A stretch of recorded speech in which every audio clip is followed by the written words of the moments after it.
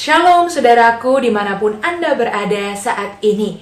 Bersyukur untuk kemurahan Tuhan bagi pelayanan Komisi Wanita GKY Palembang.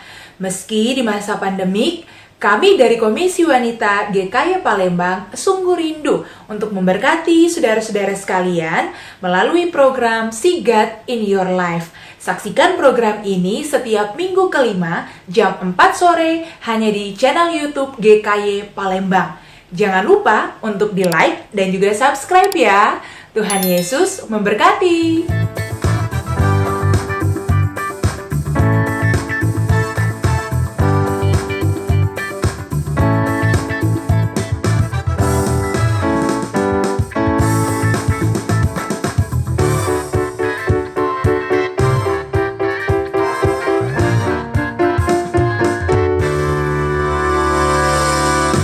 Meski sempat takut dan khawatir karena memiliki suami yang berprofesi sebagai dokter anak yang harus tetap melayani pasien meski di masa pandemik, dan juga di sisi yang lain memikirkan tentang perkembangan psikologi anak-anaknya, tidak membuat hamba Tuhan yang satu ini terus-menerus larut di dalam ketakutan dan kekhawatirannya.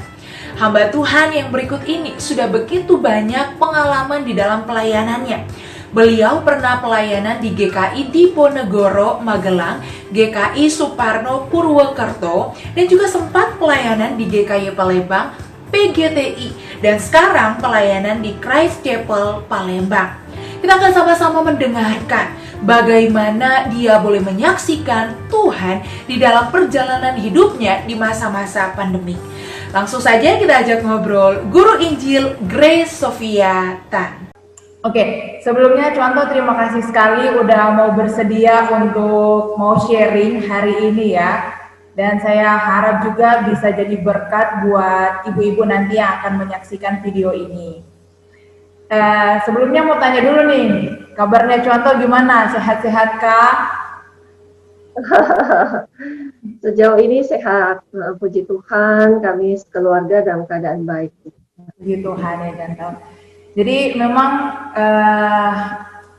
udah beberapa bulan terakhir ini kita udah dalam masa-masa pandemik ya. Memang nggak mudah juga untuk menghadapi situasi yang tidak terduga seperti saat ini begitu.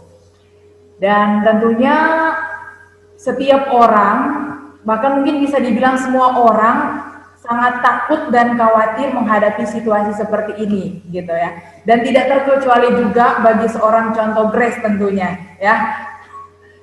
Nah, mungkin Contoh bisa diceritakan gimana sih pengalaman Contoh selama beberapa bulan ini dalam menghadapi mungkin ada ketakutan, kekhawatiran gitu. Kira-kira gimana Contoh?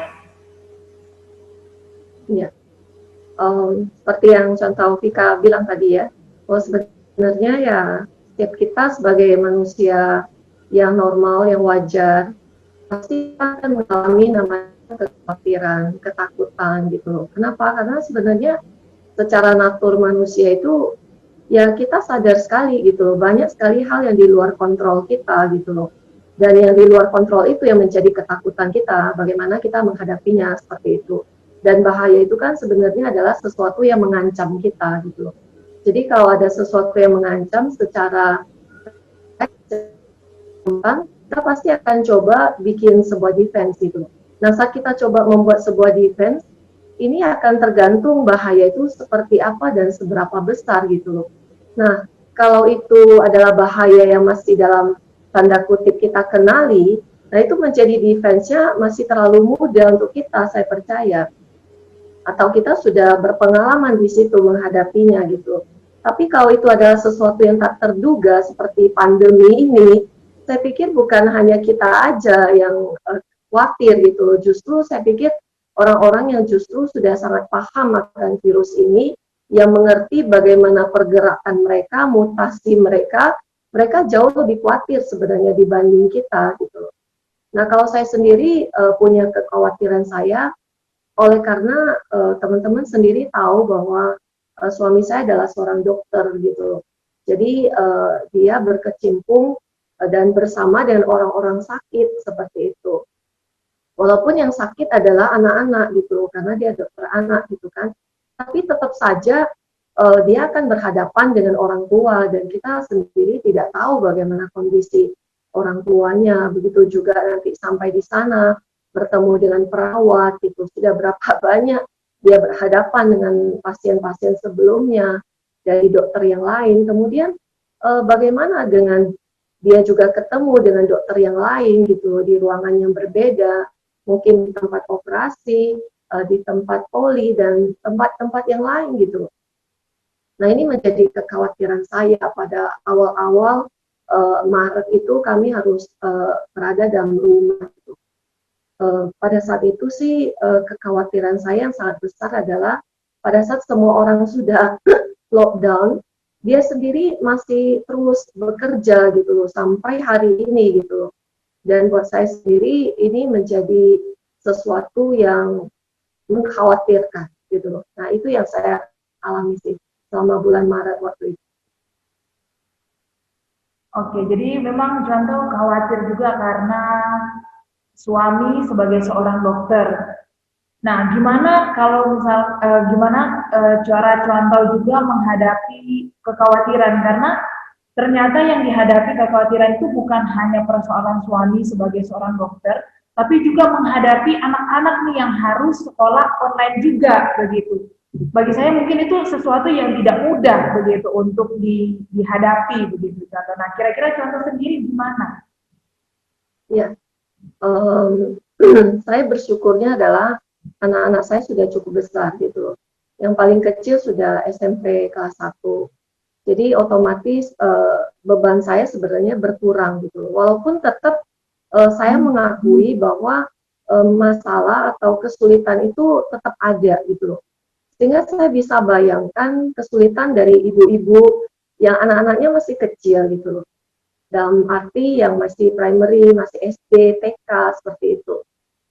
Bahkan ada satu yang konsultasi sama saya, ini contoh bagaimana anak saya gitu loh. Apakah saya mau daftarkan? Saya kemarin sudah bayar gitu loh. Tapi kondisinya ya dia merasa terbebani sekali gitu loh karena dia sendiri sepertinya harus jadi asisten guru untuk di sekolah gitu loh. Karena kan nggak bisa dilepas begitu gitu loh anak-anak itu. Nah, saya bisa bayangkan gitu loh, ini kesulitannya besar sekali gitu loh untuk anak-anak yang masih kecil banget gitu. Nah, untuk saya sendiri sih lebih berkurang, tetapi tetap saya punya kekhawatiran saya yang lain. Berapa hari yang lalu, kalau mau cerita, saya terbangun dari tidur saya jam 4 pagi gitu. Nah, jam 4 pagi itu saya langsung terpikir gitu loh tentang kondisi anak saya gitu loh. Bagaimana masa depan dari anak saya seperti itu, bagaimana pertumbuhan dari emosionalnya, kemudian spiritualnya. Ini menjadi satu concern juga. Kenapa? Karena pada saat kita di karantina seperti ini, sebenarnya kita semakin melihat gitu loh banyak sekali PR-PR kita gitu loh sebagai seorang istri, sebagai seorang ya ibu rumah tangga, kemudian juga sebagai anak Tuhan tentunya gitu loh. Dan PR-PR ini dimunculkan dalam masa pandemi ini gitu loh. Begitu banyak, begitu terlihat dengan jelas gitu loh. Yang selama ini mungkin oleh karena kesibukan kita di luar, kegiatan kita di luar dan banyak aktivitas yang lain membuat kita tidak terlalu concern walaupun ada gitu loh.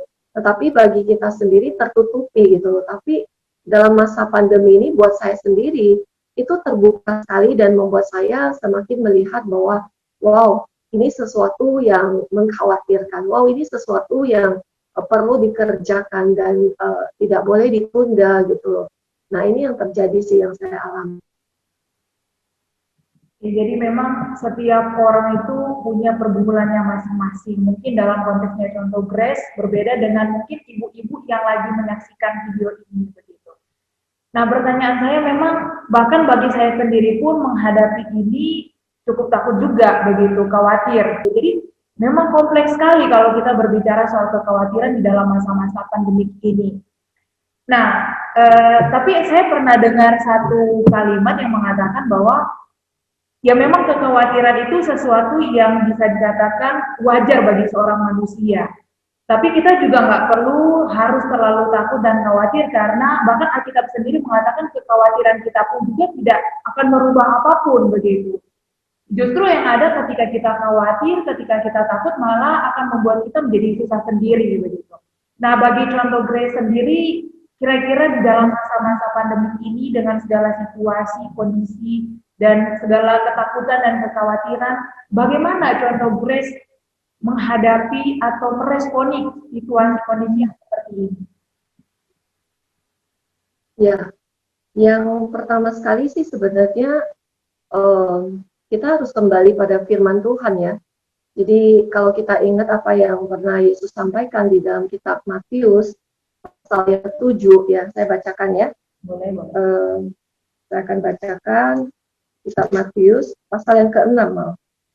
Karena itu aku berkata kepadamu, janganlah khawatir akan hidupmu, akan apa yang hendak kamu makan atau minum, dan janganlah khawatir juga pada tubuhmu, akan apa yang hendak kamu pakai. Bukankah hidup itu lebih penting daripada makanan, dan tubuh itu lebih penting daripada pakaian. Nah, saya pikir kalimat ini adalah sebuah kalimat yang sangat penting ya untuk kita ingat dalam masa seperti ini gitu loh. Kenapa? Karena kalau kita lihat apa yang Yesus sampaikan, jangan khawatir tentang makan, minum, pakaian. Itu kan sebenarnya kalau kita secara manusia normal, makan, minum, pakaian itu kan bukan hal sekunder gitu loh, tapi hal yang primer sekali. Yang kalau di dalam tahapan dari Abraham Maslow, itu adalah kebutuhan dasar gitu loh. Yang kita harus ada gitu loh, nggak boleh nggak ada gitu loh. Nah kalau itu aja kita nggak bisa buat menjadi sebuah ketenangan dalam arti setiap saat harus ada dan standby seperti itu, bukankah kita sangat wajar untuk khawatir gitu loh. Tetapi Yesus sendiri memakai daripada tahapan kita yang paling awal, yang paling primer, yang paling dasar itu untuk menegur kita gitu loh. Dalam arti yang primer aja kau nggak perlu khawatir gitu loh. Kenapa? Karena sungguhnya ada sesuatu yang jauh lebih kamu harus lebih fokuskan seperti itu, yang lebih dasar lagi dibanding daripada yang kelihatan, yang fenomena itu gitu.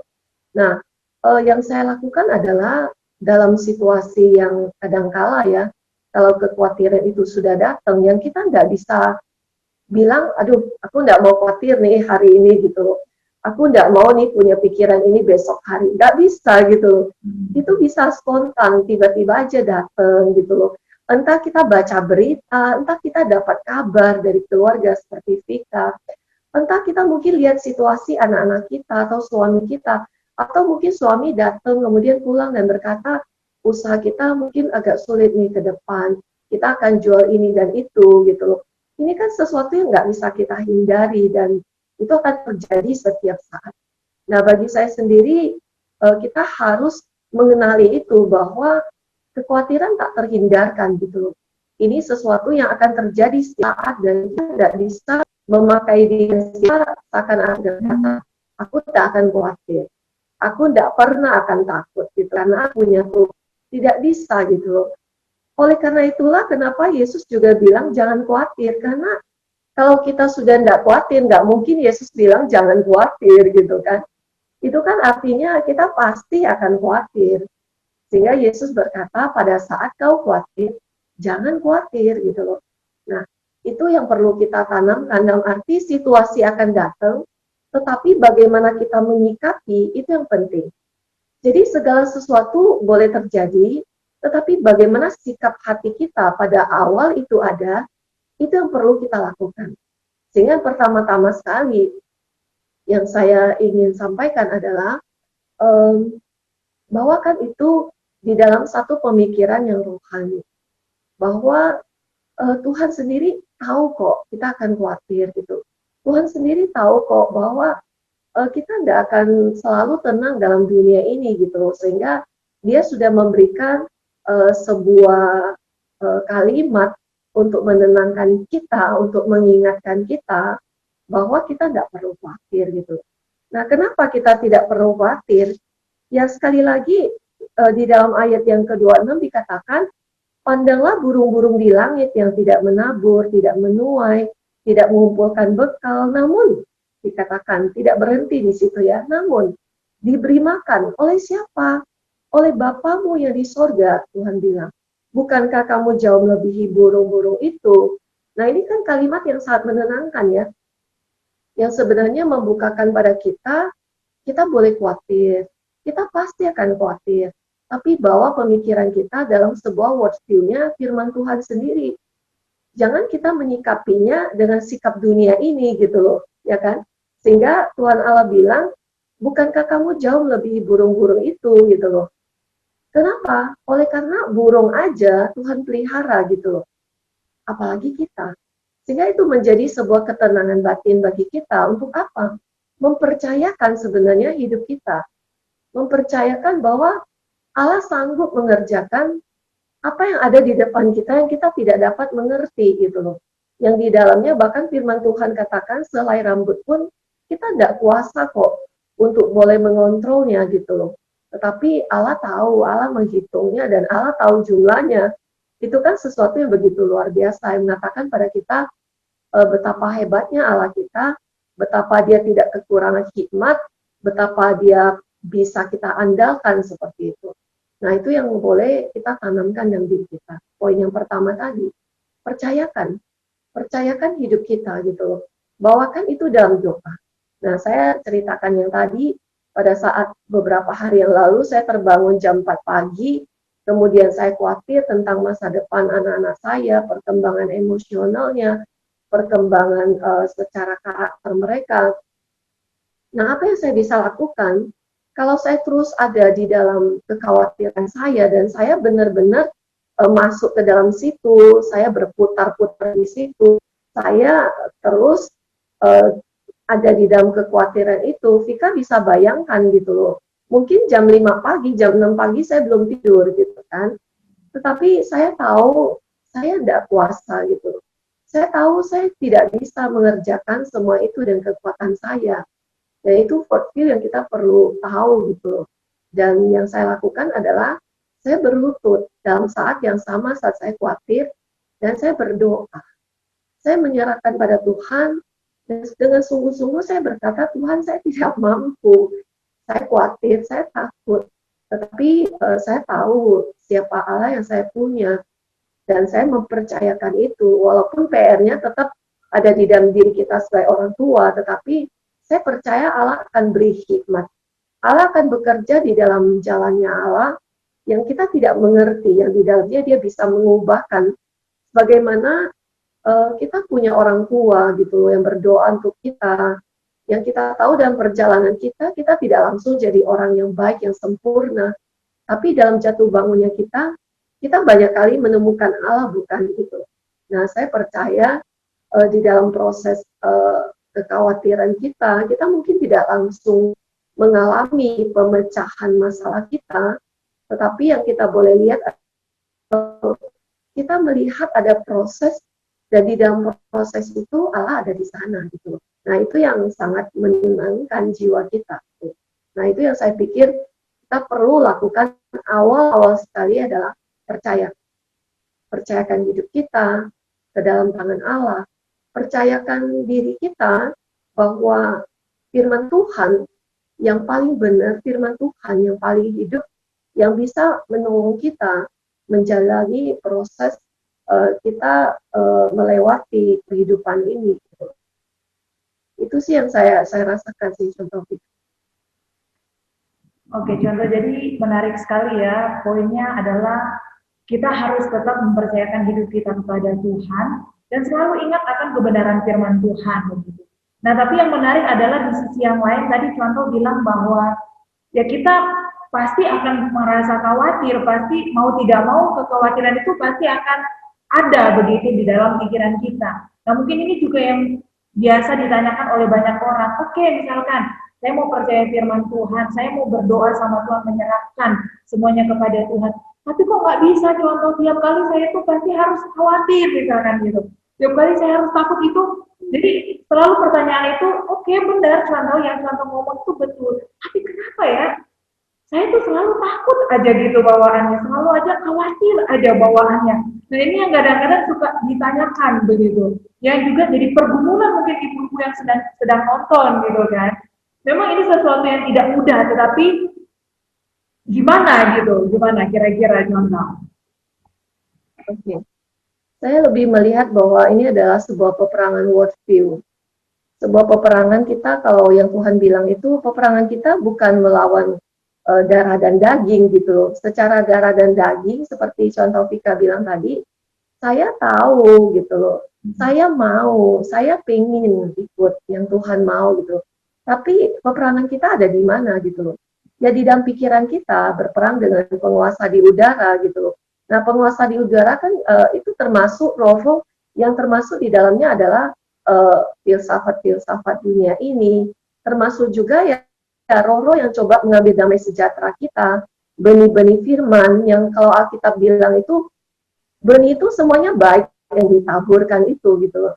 Secara kualitas benih yang ditabur nggak ada yang tidak baik gitu loh.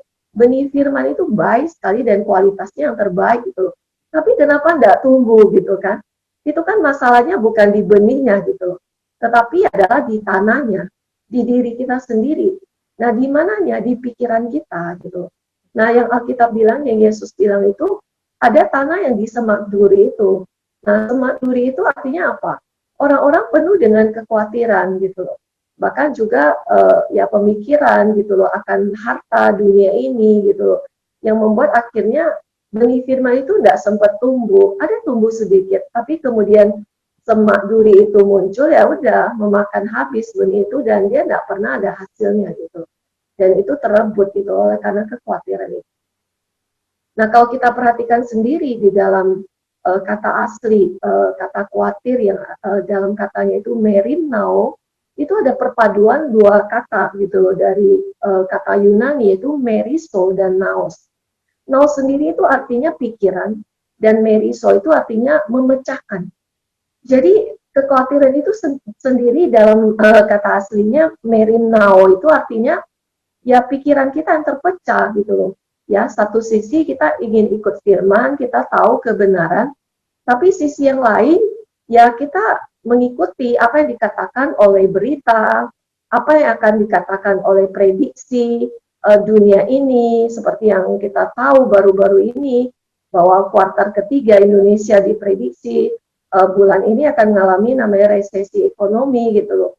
Sebagai pelaku ekonomi apa kita tidak khawatir gitu loh. Saya percaya sekali banyak orang akan khawatir gitu loh. Nah, terjadi perpecahan di sana.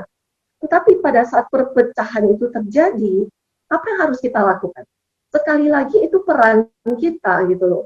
Peran kita untuk sadar seperti yang saya bilang tadi.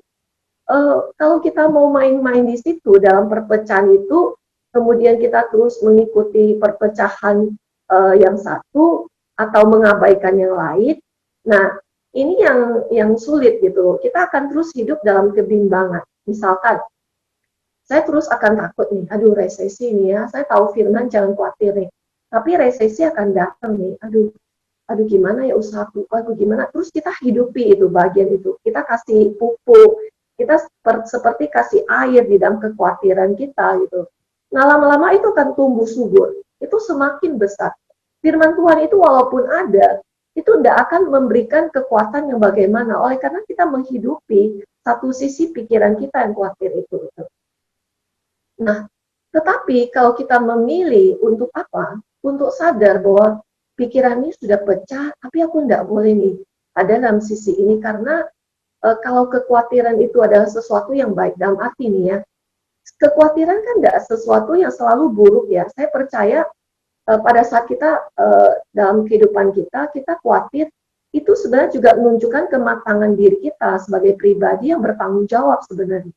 Saya khawatir nih pekerjaan saya atau apa yang saya harus kerjakan deadline-nya tidak selesai nih. Jadi saya mulai harus atur hidup saya. Itu kan sesuatu yang baik. Oleh karena saya khawatir, saya atur hidup saya gitu. Tapi kalau kekhawatiran itu sudah merusak dan mengganggu fungsi hidup kita, mengganggu tidur kita, mengganggu emosi kita, mengganggu banyak lagi sisi hidup kita, komunikasi kita dengan pasangan, kemudian komunikasi kita dengan anak-anak, nah ini sudah merusak sekali gitu loh. Dan saat itulah saya pikir kita perlu mengambil pedang gitu loh. Yang kalau kita bilang ya kita harus ambil alat yang tajam itu untuk apa? Memotong. Ya memotongnya pakai apa? Kalau ada gunting, kalau Alkitab bilang mungkin tidak ada gunting firman Tuhan gitu ya, gunting roh, Alkitab kan bilang pedang roh gitu loh. Jadi ya kita pakai pedang itu, babat gitu loh, pikiran itu. Nah babatnya ya sekali lagi dengan kebenaran firman Tuhan, hidupi itu firman Tuhan. Terus tanamkan itu dalam diri kita. Oke, aku khawatir gitu loh. Tapi firman Tuhan bilang jangan gitu.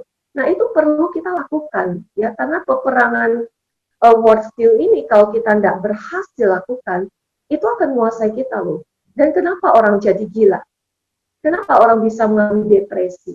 Itu kan sebenarnya peperangannya bukan di alam nyata, tapi di peperangan pikiran. Nah pada saat dia tidak bisa menguasai pikirannya, bisa mengarahkan pikirannya pada sesuatu yang benar, dia juga mengalami akhirnya loneliness yang cukup dalam, akhirnya ya dia akan mengalami pertama-tama ya mungkin dia mulai rasa stres seperti itu gitu loh. Tapi stres kan sesuatu yang biasa.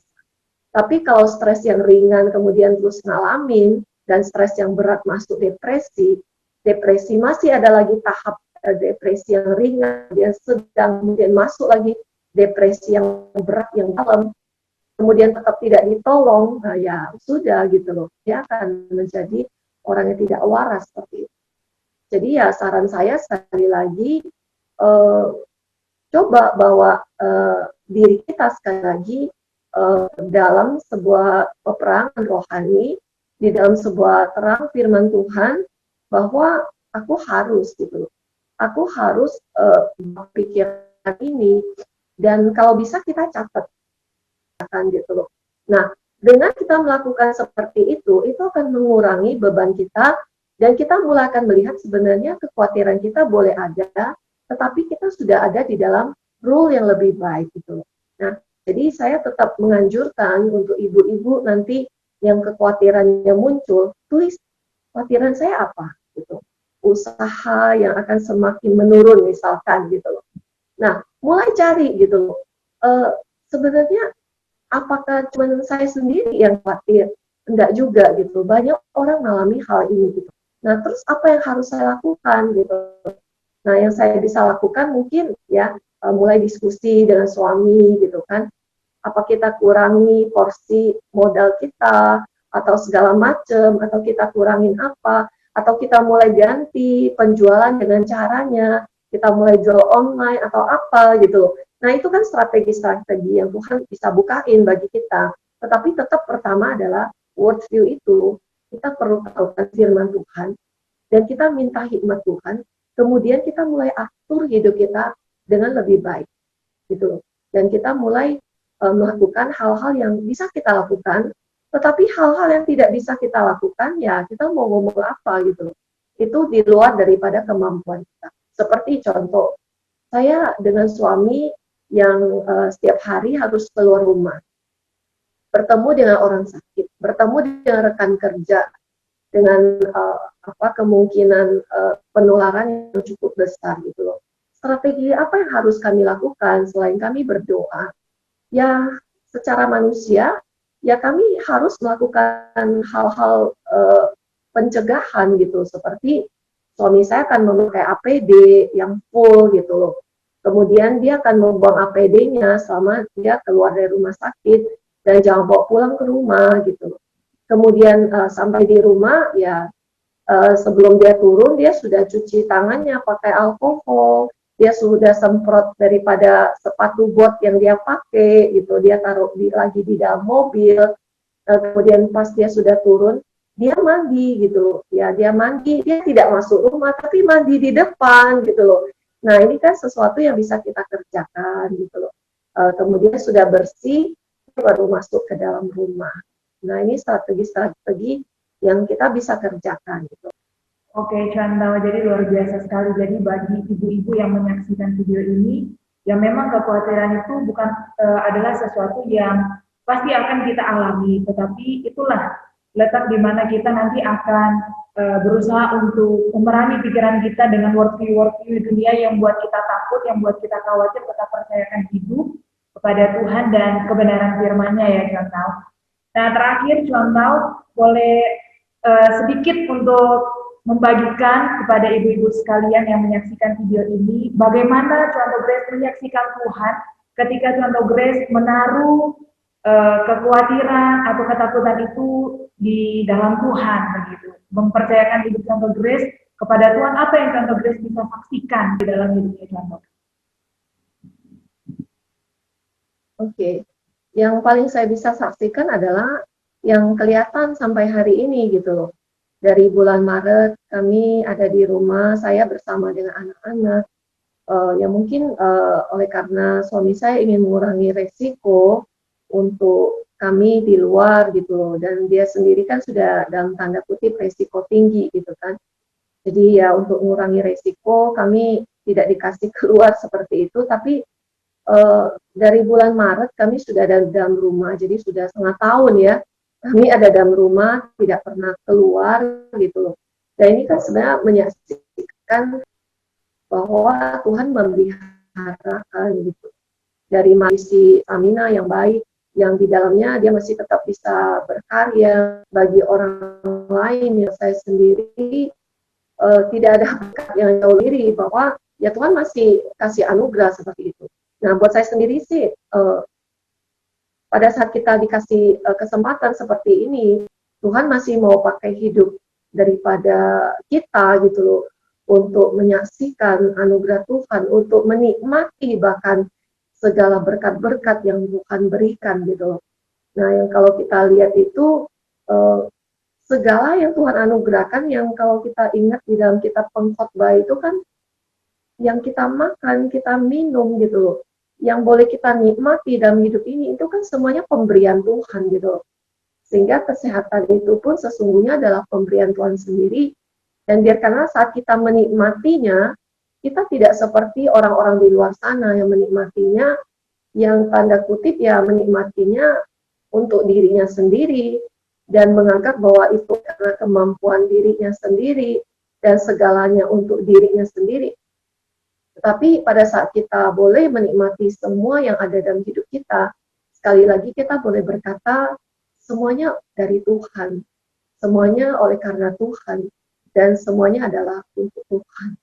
Jadi jikalau pada saat ini saya boleh saksikan kasih setia Tuhan, ya saya mau katakan saya masih bernapas, itu pemberian Tuhan. Saya masih bisa sehat, itu pemberian Tuhan. Saya masih bisa makan, nikmati segala yang boleh ada dalam hidup ini, itu pemberian Tuhan. Dan itu saya saksikan, itu adalah karya Tuhan. Dan biarkanlah nama Tuhan yang dimuliakan, nama Tuhan yang ditinggikan.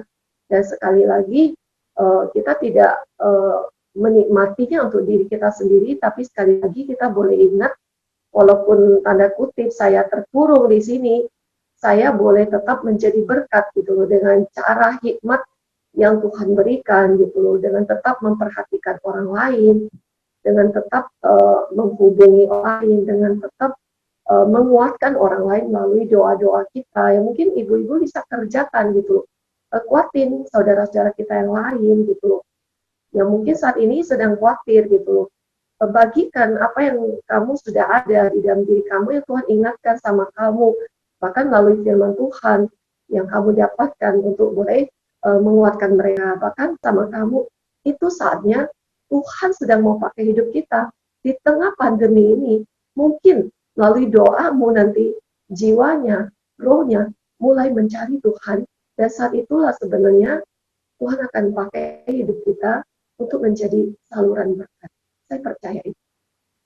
Luar biasa sekali ya Cuan Tau Grace. Jadi di dalam setiap musim kehidupan kita, mau ada pandemik, nggak ada pandemik, suka duka, senang, berhasil ataupun gagal, itu selalu kita bisa menyaksikan anugerah Tuhan di sana ya Cuan Tau ya.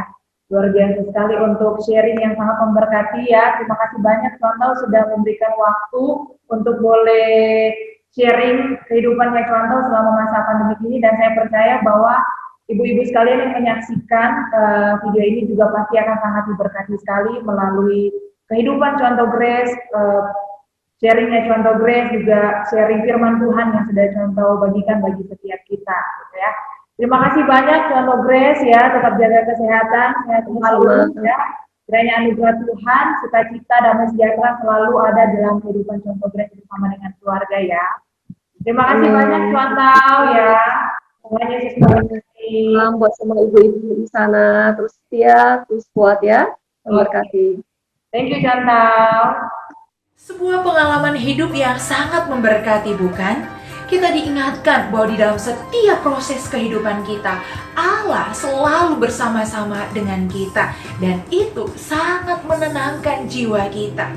Meski seringkali kita merasa takut dan khawatir, tetapi jangan sampai kita terus-menerus larut di dalam ketakutan dan kekhawatiran kita. Dan jangan sampai itu merusak hidup kita. Berserah kepada Allah dan ingat akan janji firman Allah. Guru Injil Grace telah menyaksikan Tuhan di dalam perjalanan hidupnya. Dan saya rindu supaya saudara sekalian pun juga dapat berkata, I can see God in my life. Tuhan Yesus memberkati.